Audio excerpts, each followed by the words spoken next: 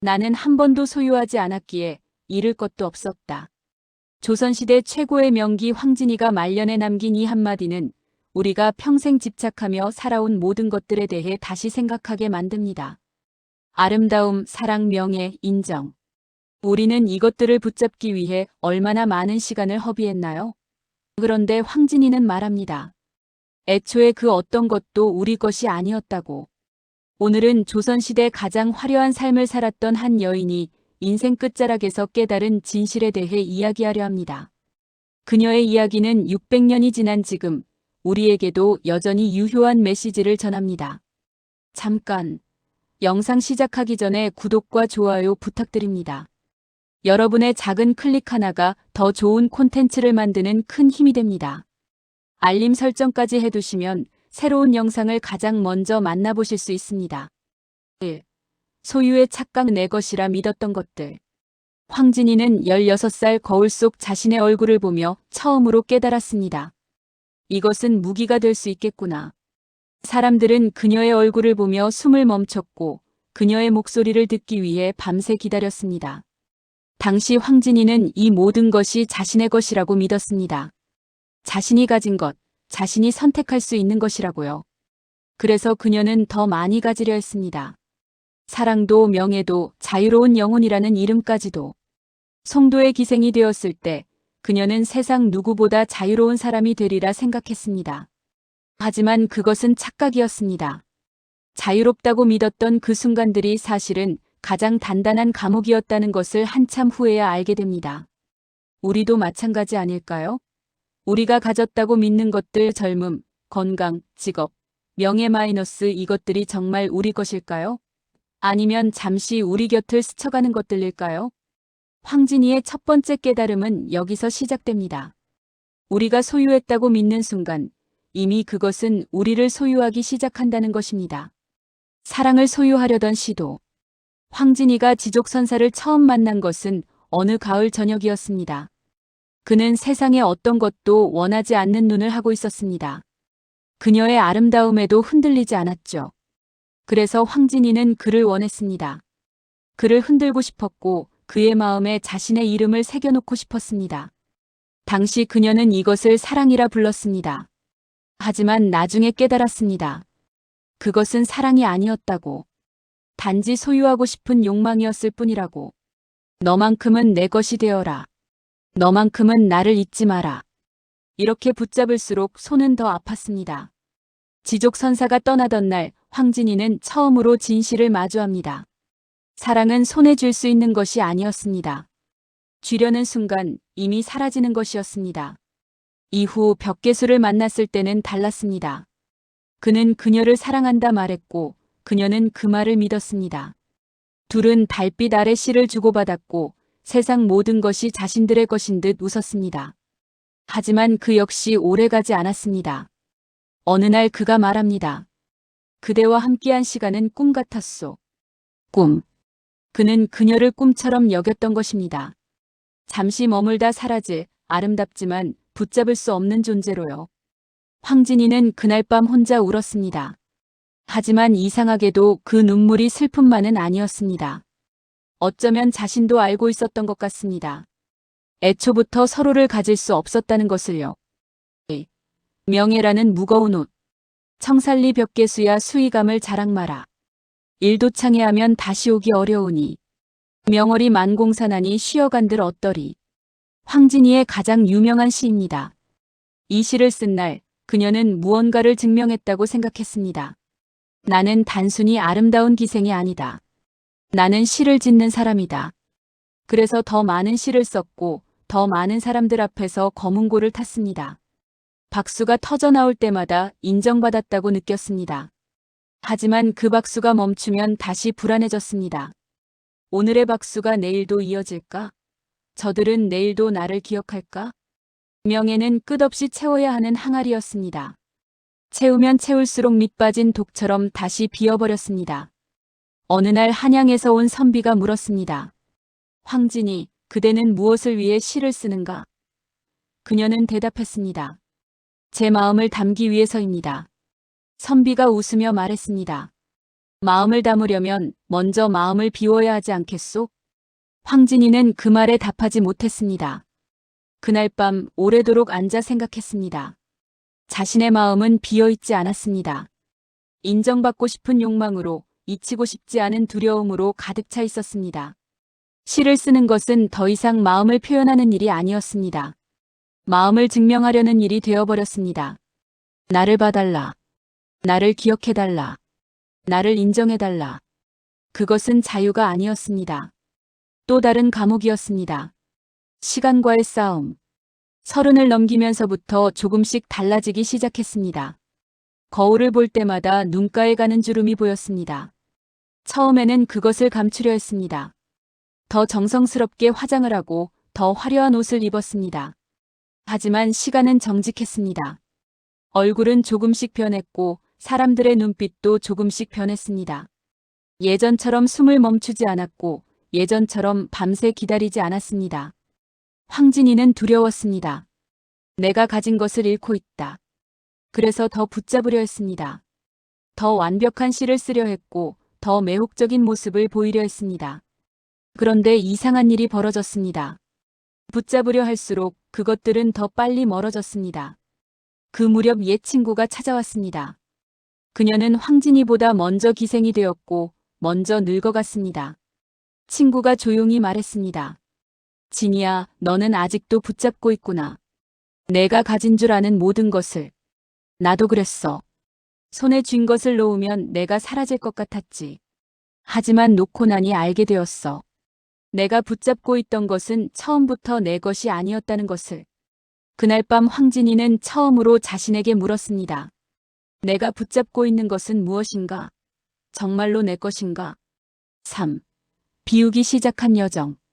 40이 되던 해봄 황진이는 송도를 떠나 개성의 작은 암자 근처로 거처를 옮겼습니다. 사람들은 물었습니다. 왜 떠나십니까? 아직 당신을 부르는 사람들이 많은데. 그녀는 답하지 않았습니다. 어떻게 설명할 수 있었겠습니까? 나는 지쳤습니다. 붙잡는 일에, 증명하는 일에, 채우는 일에. 암자 근처 마을은 고요했습니다. 아침이면 스님들의 목탁 소리가, 저녁이면 산새들의 울음이 들렸습니다. 그곳에서 황진이는 오랜만에 아무것도 하지 않았습니다. 시를 쓰지 않았고 검은고를 타지 않았고 누군가를 만나지 않았습니다. 그저 앉아 있었습니다. 처음에는 견디기 힘들었습니다. 이렇게 아무것도 하지 않으면 사람들이 나를 잊지 않을까? 하지만 시간이 지나면서 그 두려움은 조금씩 옅어졌습니다. 매화가 준 깨달음. 어느 날 아침 뜰에 핀 매화를 보았습니다. 그 매화는 누구에게 보이려고 핀 것이 아니었습니다. 누구의 칭찬을 바라지도 않았습니다. 그저 핀 것이었습니다. 황진이는 그 앞에 오래 앉아 있었습니다. 그리고 문득 깨달았습니다. 평생 원했던 것이 바로 저 매화의 고요함이었다는 것을요. 누구에게 증명하지 않아도 되는 것. 누구의 시선을 의식하지 않아도 되는 것. 그저 자신으로 존재하는 것. 그날부터 하나씩 놓기 시작했습니다. 먼저 명예를 놓았습니다. 사람들이 자신을 기억하든 잊든 그것은 자신이 결정할 수 있는 일이 아니었습니다. 그들의 기억 속에 남는 것은 자신이 만든 황진이가 아니라 그들이 원하는 황진이었습니다. 그들의 기억을 채울 의무가 없었습니다. 다음으로 아름다움을 놓았습니다.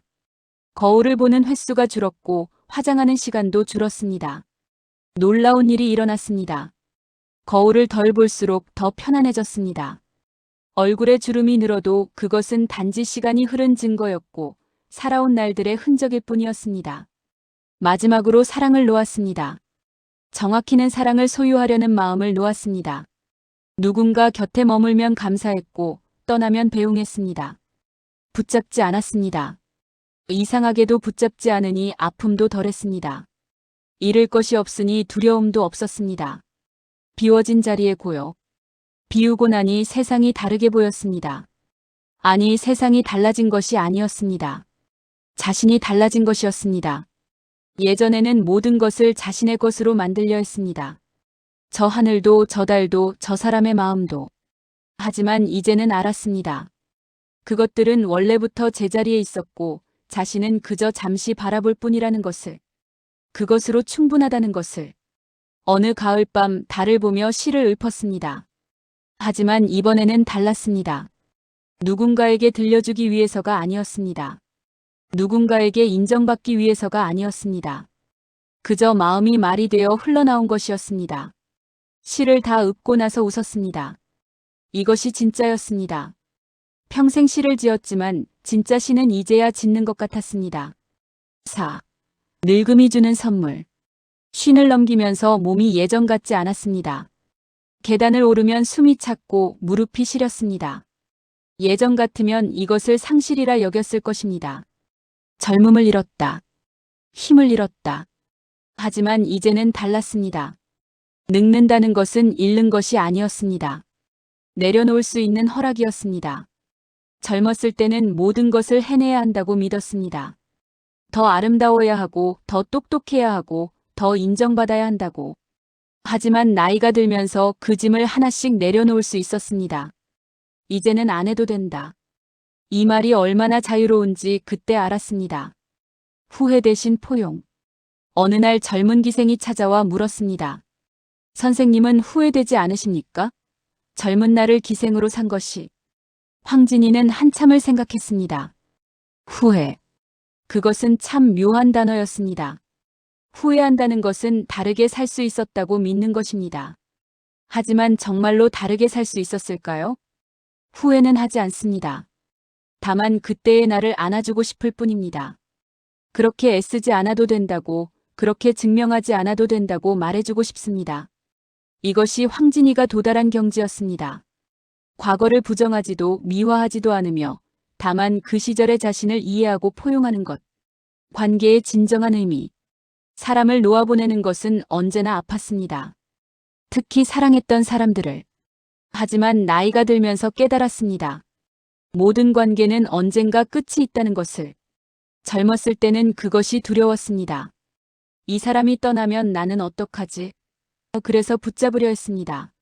하지만 붙잡을수록 관계는 무거워졌고 결국 그 무게를 이기지 못하고 끊어졌습니다. 이제는 압니다. 관계를 유지하는 것은 붙잡는 것이 아니라 함께 있을 때 온전히 함께 있는 것입니다. 떠날 때는 보내주는 것입니다. 그것이 진짜 사랑입니다. 지난 봄 오래된 친구가 세상을 떠났습니다. 평생을 함께 살아온 친구였습니다. 그녀가 죽었을 때 슬펐습니다. 하지만 그 슬픔은 예전과 달랐습니다. 내가 그녀를 잃었다는 슬픔이 아니라 그녀가 살았었다는 감사였습니다. 원래부터 서로를 소유한 적이 없었습니다. 다만 같은 시간을 나란히 걸었을 뿐입니다. 지금 이 순간의 충만함. 어느 겨울 아침 눈이 내렸습니다. 황진이는 마루에 앉아 눈 내리는 풍경을 바라보았습니다. 그리고 문득 깨달았습니다. 진짜 자신의 것은 이 순간이라는 것을. 눈 내리는 풍경을 볼 수 있는 눈, 고요함을 느낄 수 있는 마음, 숨 쉬고 있는 이 순간. 그것만이 진짜 자신의 것이었습니다. 평생 많은 것을 가지려 했습니다. 사랑을, 명예를, 아름다움을, 자유를. 하지만 그것들은 모두 손에 쥘 수 없는 것들이었습니다. 쥐려 하는 순간 모래처럼 빠져나갔습니다. 진짜 자신의 것은 쥐려 하지 않아도 되는 것들이었습니다. 이 호흡, 이 순간의 고요, 지금 느끼는 이 평온. 그것들은 누가 가져갈 수도 없고 잃을 수도 없는 것들이었습니다. 증명하지 않아도 되는 삶. 예순을 바라보는 지금 황진이는 더 이상 아무것도 증명하고 싶지 않습니다.